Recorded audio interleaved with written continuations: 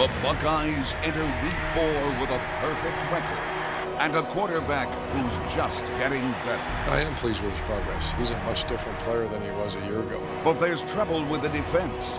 Players missing tackles. I can't remember a defense I've been around that's given up this many. That's got to stop, or we'll lose the game. It's the team's final tune-up game before the Big Ten season begins. So we're just taking care of UAB right now, getting ready for them, and then we'll get ready for Michigan State. It's time for the Football Fever.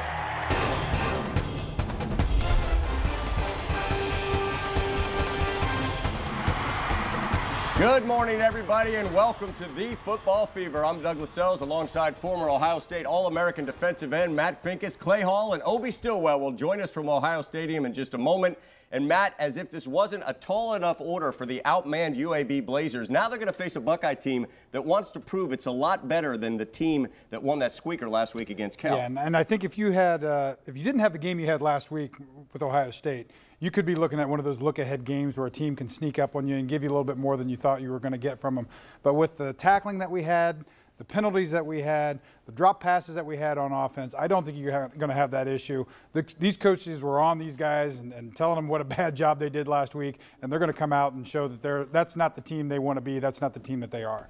If you have questions for us about the Buckeyes, we are here to answer them. Send us a tweet at AskTheFever. We'll be answering your questions a little bit later in the program. But right now, let's bring in our answer man, ABC6 Sports Director Clay Hall, who's with former Ohio State linebacker Obi Stillwell at Ohio Stadium. Guys?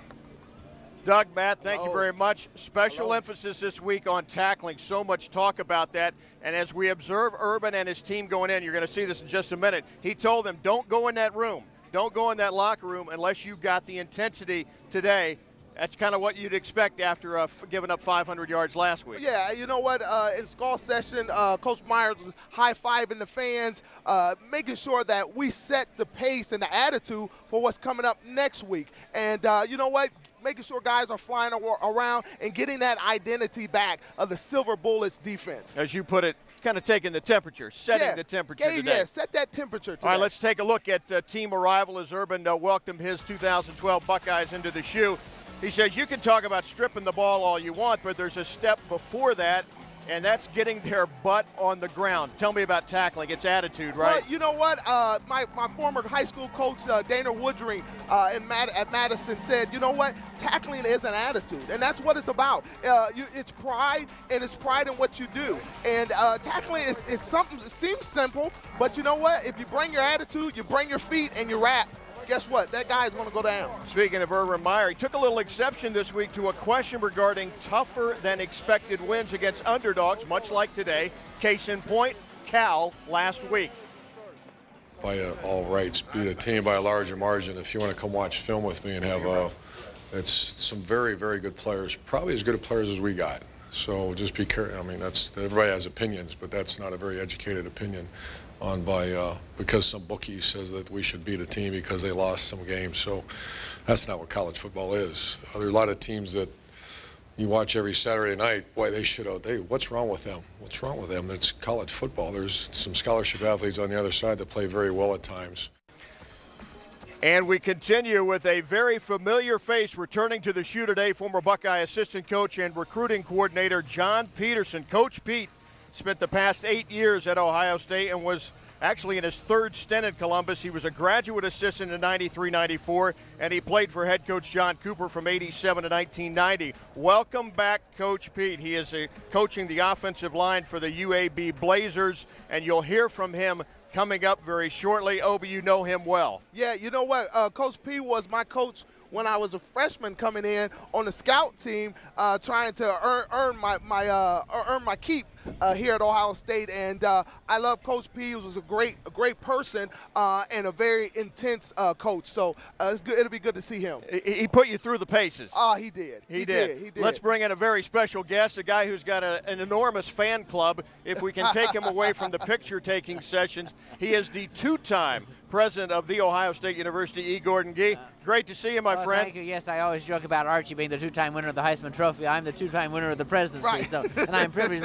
I remember this guy. I tackled him pretty well in the 1990. Had to keep him out of the bars. He was pretty good though, and I love the bow tie. It should be scarred and gray. I will give you a scarred and gray bow tie this year. I'm gonna hold you to that. Okay, we got that. Okay. You've worked with some prestigious head coaches, John Cooper, Jim Tressel, Urban Meyer. Tell me a little bit about the differences, the nuances between some of those guys. Well, you know, I'm going to be very honest. I really love all three of these guys. You know, I mean, I've been very privileged at Ohio State to have three of the really great coaches. John Cooper, I just saw Helen last week. We're great friends. Very animated. John Cooper was a very animated coach, as you well know. Coach Tressel had, the only thing I can say about him, he had something in his veins because he was always cool as a cucumber. And Urban Meyer is intense. I joked with him one day. I said, you know, the most intense person in the world that I know is me until I met you. So, indeed. You know what? As far as the university and just balancing the technology, the education, and obviously the athletics here.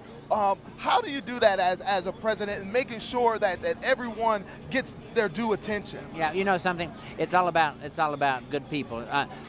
This university has 48,000 faculty and staff, 65,000 students, and we're blessed with great leadership. We're blessed with a remarkable faculty, and you know, so my responsibility is make certain that they have the resources to do their job. If I can do that, then we're going to be just fine. Absolutely. You had scheduled the reunion of the 2002 National Championship team.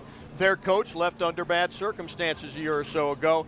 Will he and some others, even including Maurice Clarett, will they be welcomed back to this reunion? Oh, absolutely. At the Michigan game?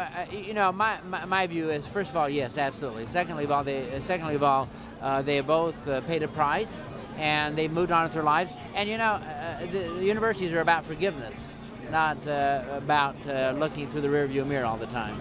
What about a college playoff? You came around to that eventually. Clay. You were not on board. And then when they started expanding and bringing in other teams, you were the foremost proponent. What happened? Oh, you're mischaracterizing no. me. I was never. They just stole the gun out of my hand. You know, I mean, I was trying to shoot that thing down, but But you know, I mean, I am not in favor of a playoff, but if we have a playoff, I think that the system that they developed is about as good as we possibly can have. All right. I was going to ask you a question. Yes, You've sir. been known to know a number of students by their names. Right. How do you do that? You know, I can't remember the name of songs. I can't remember the names of. I can't quote Shakespeare. I can just remember students' names, and that's because A, because I love them, and B, because they pay my salary. Absolutely. You joked with me earlier this year that you'd have your ankles taped because you're always ready, and you said my mouth too. Explain that.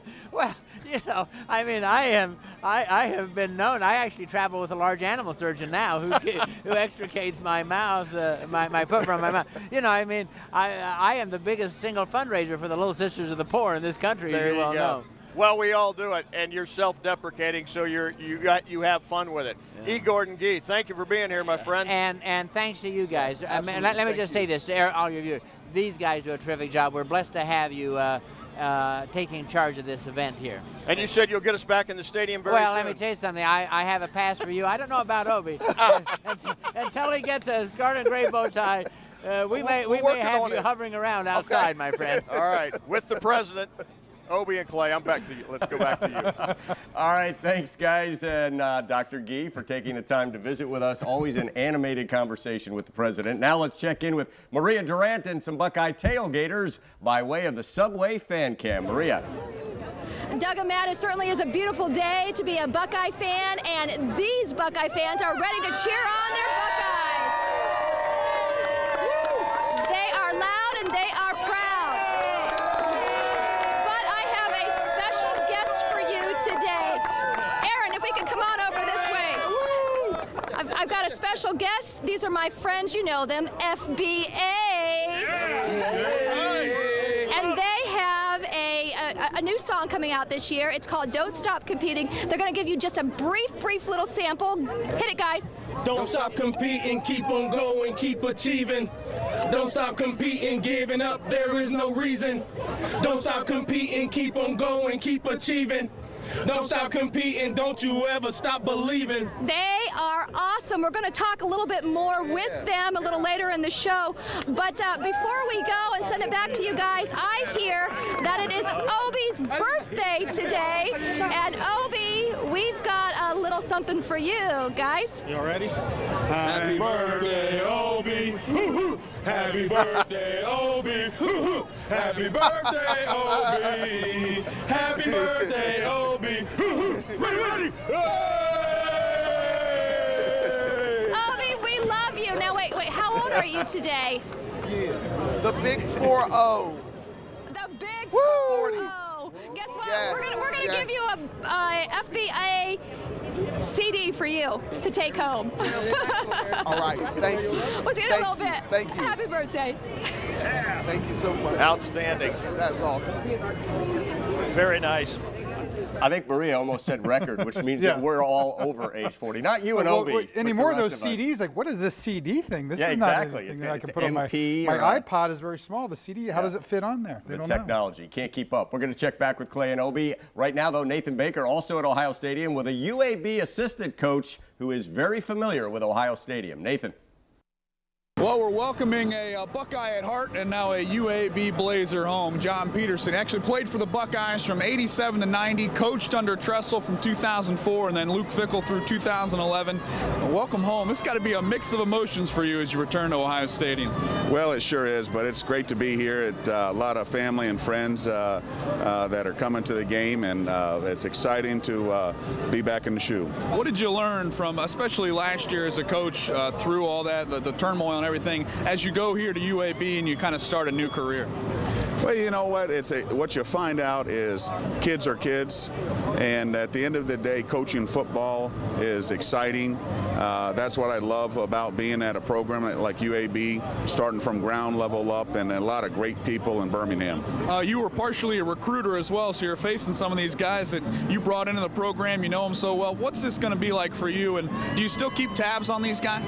You know what? As a coach, you're so focused on coaching your team and all those things. It is a different and unique situation, but you know, at the end of the day, we got to play 4 quarters of football. It's got to be odd. You're used to seeing other teams come in here as an underdog. Now you're part of this team. What do you tell these kids about the experience of playing here, a chance to maybe pull an upset of the Buckeyes? Well, yeah, you got to play 4 quarters. You know, you got to do the little things right. You can't turn the ball over and play mistake-free. And at the end of the day, get a few touchdowns and enjoy the atmosphere. Well, welcome back to Ohio State. Welcome back to Columbus. Good luck today, Coach. Take care, all right? Guys, back to you. All right, thanks a lot, Nathan. Well, he was born with hockey in his blood, but he now plays Buckeye football. Jeff Hireman's decision to hang up the skates is coming up, and you've seen them perform on the Football Fever before, as we heard from Maria. We will hear from FBA and their new Buckeye anthem when we come back. But first, the Ohio State Marching Band at this morning's Skull Session. I realize you lost your